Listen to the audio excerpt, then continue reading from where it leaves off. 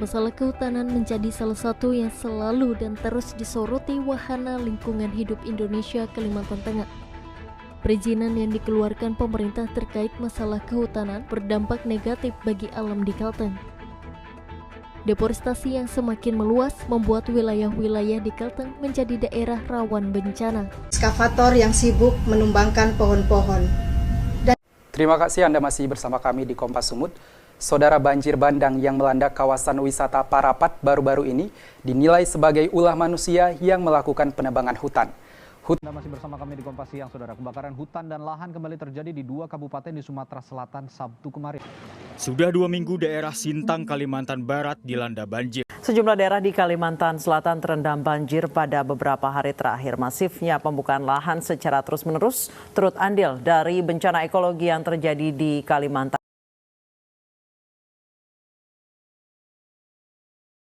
Kebakaran hutan terjadi disebabkan oleh suhu yang tinggi, terutama akibat pemanasan global.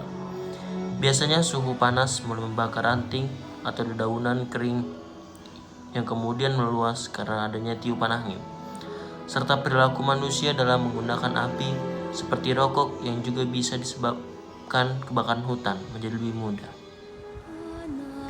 Penebangan liar terjadi disebabkan karena adanya peningkatan kebutuhan akan kayu, baik di pasar lokal maupun internasional.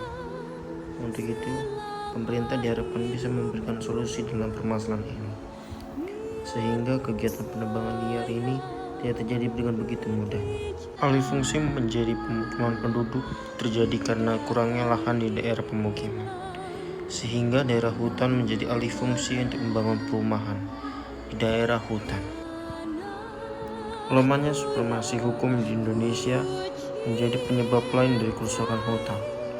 Hal ini membuat pelaku kerusakan hutan tidak jera dan melakukan kerusakan hutan lagi setelah mendapatkan hukuman. Ini juga merupakan pekerjaan rumah bagi pemerintah untuk membuat hukum yang baik. Reboisasi adalah salah satu alternatif untuk melestarikan hutan. Kita dapat menanam kembali hutan-hutan yang sudah rusak, sehingga hutan akan tetap terjaga keberadaannya. Pemerintah harus menerapkan sistem tebang pilih dalam menebang pohon. Hal ini dapat mengurangi penebangan hutan secara liar dalam jumlah besar-besaran. Selain itu, sistem ini juga berguna untuk masyarakat agar tidak sembarangan dalam melakukan penebangan hutan.